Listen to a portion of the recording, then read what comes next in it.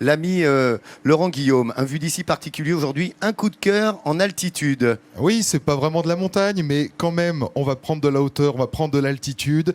Et c'est une activité à la fois rare et sublime, et même émouvante. Alors ça se passe du côté de Saint-Simon, pas très loin d'Aurillac. Là-bas, il y a un ornithologue, donc passionné par les oiseaux, sinon vous ne serez pas ornithologue, qui propose de voler avec des oiseaux migrateurs. Grâce à un ULM, je vous laisse regarder ces images et rêver un peu.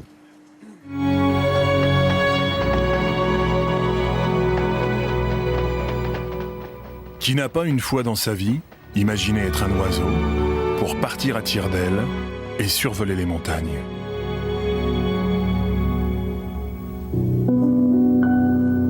À quelques kilomètres d'Aurillac, adossés au flanc des monts du Cantal, Christian et Paola Moulec ont élu domicile sur quelques hectares pour accueillir 150 oiseaux. Ou à Bernache, grue cendrée, ou à tête barrée ou cygne, piaffent d'impatience de voler et veulent le faire savoir.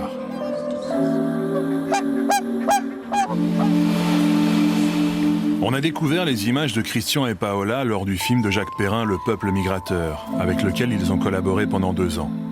Aujourd'hui, tout un chacun peut rejoindre la base d'Aurillac pour s'offrir un vol et un moment de grâce avec un pilote et quelques oies bernaches nonnettes. Tu m'avais mis juste sous le bord de la table 2. Voilà, place. Monique, c'est une première fois? Ouais. C'était un rêve. De toujours. Attention, je démarre.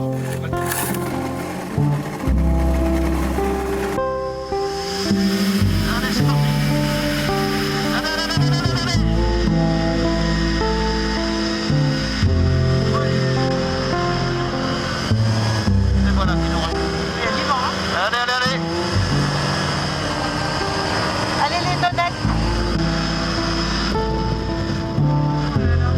Et voilà. Oh là là, c'est merveilleux. Sensationnel, on peut les toucher.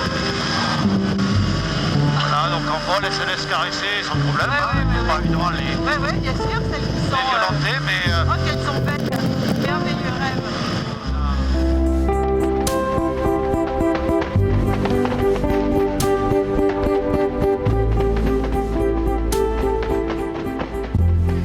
Le fait de voler avec les oiseaux, c'est vrai que c'est très émouvant, c'est extraordinaire, hein, réellement. Et donc, les gens, quand ils ont fini de voler, on a des passagers parfois qui pleurent. Hein. Et les gens descendent, ils me disent que c'est incroyable, que c'est formidable.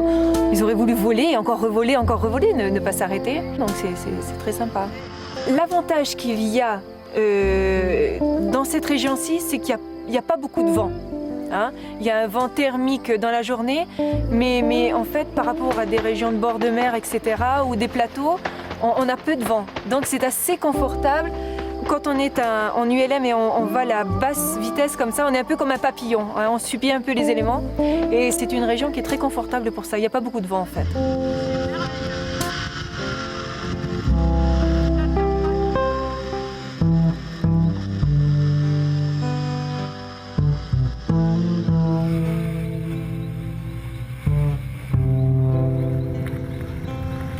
tu vois comment elle casse le vol. Incroyable.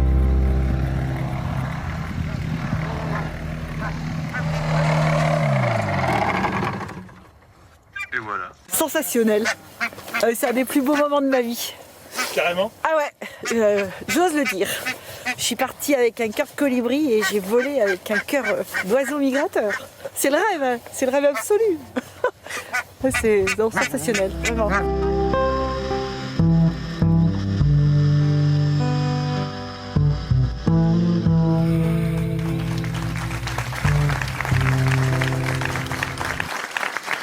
Non, c'est beau, hein. Ça laisse rêveur, hein. C'est beau et c'est vrai que Christian explique que souvent les gens qui rentrent après cette expérience ont les larmes aux yeux pour une raison simple, c'est que cet univers des oiseaux qui nous paraît totalement inaccessible, hein, en avion on est à 11 000 mètres, on va un peu vite et puis franchement on les voit pas, bah là devient presque physique, on peut les toucher, il y a des photos où les gens arrivent à caresser les plumes de ces fameuses oies, il y a une relation unique qui se fait dans ce moment-là. Moi, je trouve ça émouvant. Très franchement, je vais vous le dire, j'ai pas pu le faire parce que le jour où moi je voulais le faire, il faisait pas beau. Mais tous Ah, ceux, tiens. Ah bon. c'est dommage, hein. Ah bon? Ouais, bah, ça peut arriver quand même, hein. Mais n'empêche que tous ceux qui l'ont fait sont revenus absolument émerveillés. Alors c'est une action militante que Christian Moulek fait puisqu'il veut préserver les espèces d'oiseaux migrateurs. Il travaille sur des programmes de réimplantation de certaines espèces en Suède et l'argent qu'il récolte sert en partie à ces programmes. Alors il m'a expliqué comment il faisait, moi j'ai du mal à le croire, pour dresser des oies. Ça se dresse ça, Hélène? Oui, ça se dresse. C'est ce qu'on appelle l'imprégnation. Et c'est au stade de l'œuf, en fait, qu'il faut caresser le petit œuf. De Caresser l'œuf, ça fait oui, tout à fait, développer lui le... parler. Et quand l'oisillon va naître, eh bien, le premier être vivant qu'il va voir, ça va être son être d'imprégnation. Et donc, quand c'est l'homme, eh bien, c'est l'homme qu'il va suivre comme ça pendant toute sa vie. C'est un processus Ça rappelle Jurassic irréversible. Park, tu sais, quand il Non, mais c'est caresse flippant, l'œuf. c'est C'est flippant parce que magique, c'est magique et c'est c'est magique. flippant. Et après, voilà, les images qu'on peut avoir. Enfin, c'est voilà, moi, c'est quelque chose. C'est le rêve d'Icare. Et moi, j'avais les larmes aux yeux en voyant ton reportage.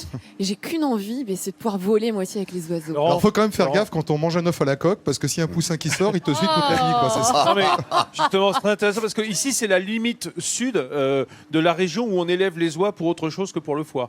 Dès que tu passes en dessous de l'Auvergne, ça y est, on ne s'occupe que de leur foie aux oies. Merci beaucoup, Laurent, en tous les cas. Voilà, alors pour c'est ces ouvert à images. tous, c'est Ouais. ouvert à tous, mais ça coûte quand même relativement cher.